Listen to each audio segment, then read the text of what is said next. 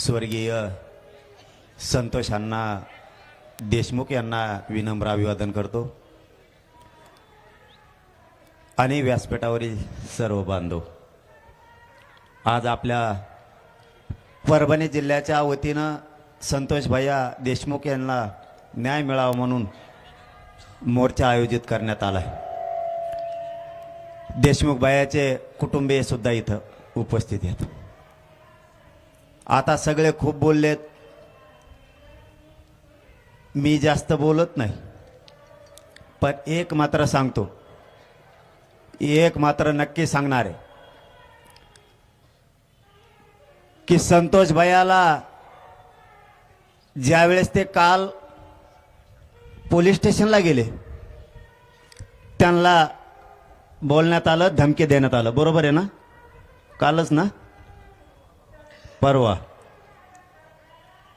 मी आतापर्यंत नाव घेऊन कधी बोललो नाही, कारण माझा स्वभाव आहे, मला काहीतरी कुणकुण लागल्याशिवाय मी कोणाच्या वाटा जात नाही। पण यापुढं आमचे संतोष भैया तर आता गेलेतच, पण यापुढं जर त्यांचे कुटुंबीय आणि धनंजय भाऊ देशमुख आणि त्यांच्या कुटुंबियाला जर धक्का लागला तर धनंजय मुंडेला रस्त्याने सुद्धा फिरून देणार नाही। आमचा एक भाऊ गेला, तो आता आम्ही सहन केला, या मुंड्याचं आणि फिंड्याचं आम्ही तोंडावर नाव सुद्धा घेतलं नाही, हरामखोर अवलादीचं। पण जर देशमुख कुटुंबियांना जर यापुढे त्रास झाला तर एकाला सुद्धा रस्त्याने फिरू देणार नाही। आणि परभणीकरांच्या सगळ्या बांधवांना आज सांगतो, इथून पुढच्या काळात जर त्रास झाला, परळी असो कोणा बीड जिल्हा असो, इथल्या आपल्या समाजाला जर त्रास झाला तर परभणी आणि पलीकडून धाराशिव यांना घरात घुसघुस आणायचं। जर इथून पुढे यांनी लोकाला आता त्रास दिला तर परभणी जिल्हा आणि पलीकडून धाराशिव एकदा यांना बघायचंच। माझा हे बघा, मी असलं कधी बोलत नाही, पण व्यासपीठावर एवढे जमलेत सगळ्या पक्षाचे नेते, आमदार, खासदार, ज्या वेळेस अस्मितेचा विषय येतो, जर माणसाचे मुर्देच पडायला लागले तर हे सहन होत नाही। आम्हाला माज नाहीये, आम्हाला मस्ती पण नाही। जर तुम्ही आमचे लेकरं उघड्यावरती पाडायला लागलात, आज काय दशा आहे कुटुंबाची, कसं जगायचं त्या पोरीनं आणि त्या पोरानं? तुम्ही जर आमचे लोक मारून जर तुम्ही तुमचे आरोपी घरात लपून ठेवता, यांना पुण्यात नेमकं सांभाळा कोणी? सगळे आरोपी पुण्यातच नेमके कसे सापडायला लागले? सगळ्याची सगळे आरोपी हे पुण्यातूनच सापडतात। याचा अर्थ तुमच्या सरकारमधले मंत्रीचे आरोपींना सांभाळायला लागलेत, या खंडणीमधल्या आरोपींना आणि हत्येतील आरोपींना, या दोघांची नार्को टेस्ट झाली पाहिजे आणि त्यांना सांभाळणाऱ्या सगळ्यांना सह आरोपी केलं पाहिजे। हे फाशी तर होणारच आहे। फाशी जर नाही झाली ना, मग आता कोणतरी म्हणले, मला वाटतं खासदार का कोण म्हणले की 4 सीट कच्चं होईल। सरकारचं ऐकून आणि तिथल्या मंत्र्याचं ऐकून जर का 4 सीट कच्चं झालं आणि त्याच्यातला एक बी आरोपी जर बाहेर आला की मंत्री गोट्याने हाणलाच। आता तुम्हाला हीच भाषा कळती। आता आमचा नाविलाज आहे, आम्ही करतो तो जातीवाद म्हणताय।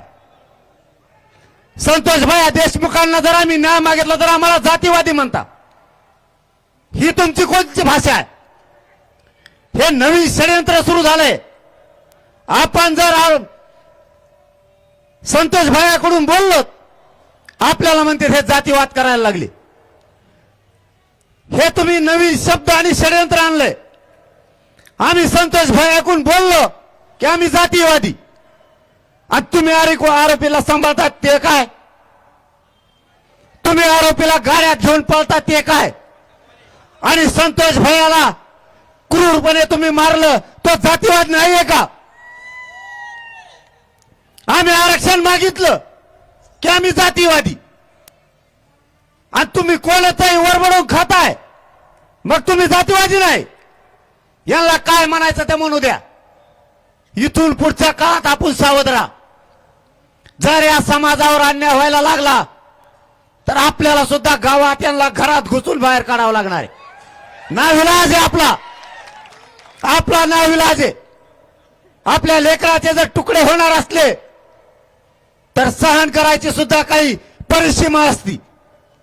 कोणते मराठे आहेत आपण आता संयम का बाळगायचा. जर पुढच्या काळात आपल्या समाजावरती आणि माता माऊलीवरती हल्ले झाले तर उत्तर जशाला तसाच द्यायचं. आपण हटायचं नाही. समाज जगणार नाही, तुम्हाला सांगतो. आपण साथ दिली नाही तर आपण जर आपल्या समाजाच्या पाठीशी खंबीर उभा राहिलं नाही तर आपला समाज जगणार नाही. ठामपणाने उभा राहा. ते संदीप क्षीरसागर ओबीसीच आहे, कचाकच घोडेला इथे होऊन जाऊ द्या. त्या अण्णाला तर सुंबरच नाही राहिलं. ते तर असं खेची देत, वेगळंच खेची देत. कसलं गण असल्याच पाहिजेत राव. हे असाचा विषय नाही. हे असलेच पाहिजेत. यांच्या मुंडक्यावर पाय देणारे असलेच पाहिजेत. यालाच मराठे म्हणतात.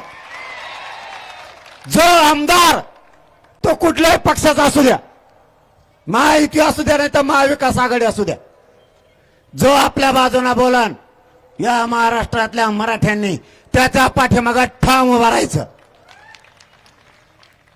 त्याला उघडं पडू द्यायचं नाही. नेतृत्व पितृत्व जाऊ द्या खड्ड्यात तिकडं. समाजाच्या बाजूनं त्यांनी ताब्द देऊन देईन डबल. मग त्यांना कचका कळण परभणी कशाला म्हणतात आणि धाराशिव कशाला म्हणतात. दांडे मूळच तर मागे सरकत नाहीत. मग आम्ही यांना करू देच. आता यांनी फक्त देशमुख कुटुंबियाला डबल त्रास देऊ द्या. मग यांना काचका सांगूच. आता यांना त्याचा थोडं सापडून द्या. त्याला थोडं सापडून द्या. त्याला सुद्धा वाजवतो मी, त्यालाही सोडित नाही. आपलं ना डायरेक्ट नाव असतं. आपलं ते दाटोमोठी नाव नसतं त्यांच्यासारखं आकान बोकान हाकीनन फाकीनन. आपण असल्या अंदाजे नाव नाही घेत. उलसिक सापाडा के डायरेक्ट नाव. आणि त्यांनी मध्ये नाही टाकला की त्याला आम्ही राज्यातच नाही फिरून देत. हा, त्याला राज्यात फिरून देत नाही. तो फक्त थोडा बी तो धनंजय मुंडे याचा सापडू द्या किंवा किलिओ मिळू द्या, याला राज्यातच फिरू देत नाहीत आपण.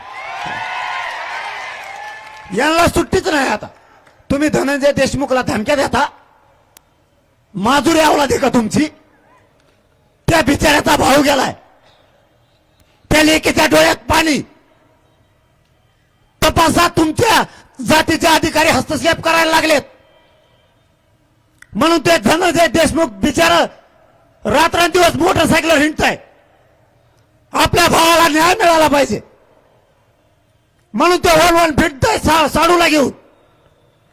तुम्ही त्याला धमक्या देता. देशमुख कुटुंब एकटं नाही.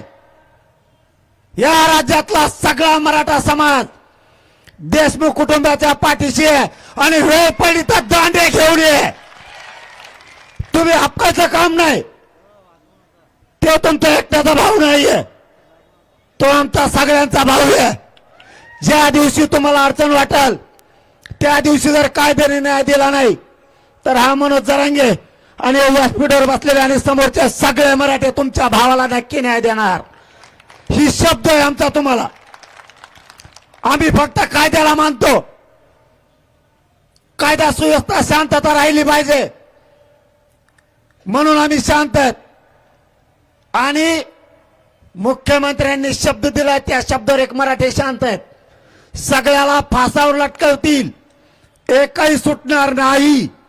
सगळे आरोपी पकडले जातील. हे शब्द आहे त्यांच्या कुटुंबाला. ही जर त्यांनी पुरा केला नाही तर मग त्यांनाही नाही केल्यावर सांगू आपण मराठे काय असतो. तर आपल्यापाशी कुणाची गय केली जात नाही. आपण जन्मल्यापासून मरेपर्यंत फक्त आणि फक्त मराठ्यांचाच राहणार. ज्यावेळेस मराठ्यावर संकट येईल त्यावेळेस मी फक्त मराठ्यांच्याच बाजूला असणार. मराठ्यांनी काळजी करायची गरज नाही. फक्त मराठे उठून एकत्र येत जा. ऊन वारा पाऊस बघायचं नाही. एक जीवाने सगळ्यांनी उभं राहत जायचं. काम हातातले फेकून मराठ्यांची एकजूट कायम दाखवायची. जरी राजकीय नाव असलं तरी पण राजकीय नाव बघितलं की काही काही बाहेर निघत नाही. हे चुकले, यांना बी सोडायचं. पण ज्यावेळेस जातीवर संकट येईल त्यावेळेस इथून पुढं घराघरातल्या मराठ्यांनी माता मावल्याचं बाहेर पडत जा. माझा मुलगा म्हणून तुम्हाला हात जोडून विनंती आहे.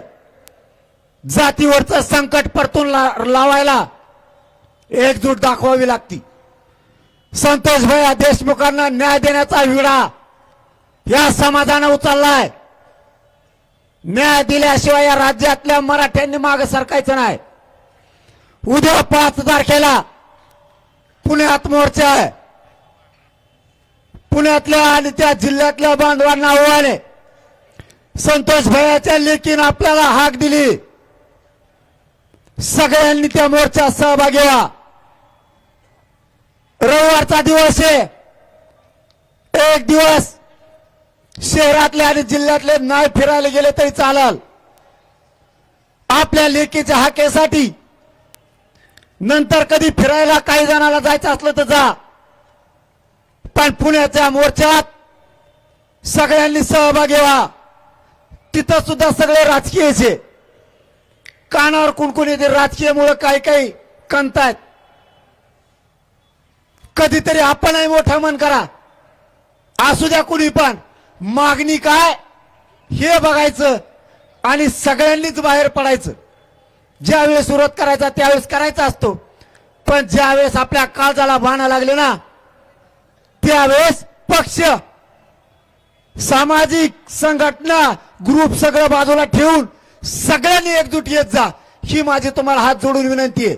आपण सगळ्यांनी या देशमुख कुटुंबियाला न्याय मिळेपर्यंत ताकदीनं त्यांच्या पाठीशी उभा राहा.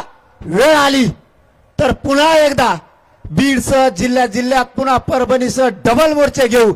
पण देशमुख कुटुंबाला न्याय मिळेपर्यंत एकानेही मागे सरकू नका. आणि या पकडलेल्या सगळ्या आरोपींना, मुख्यमंत्री साहेबांना परभणी जिल्ह्यातून आमची विनंती आहे. मोक्यातले आरोपी आणि हत्येतले आरोपी हे दोन्ही पण एकच आहे. खंडणीमुळेच हत्या झाली.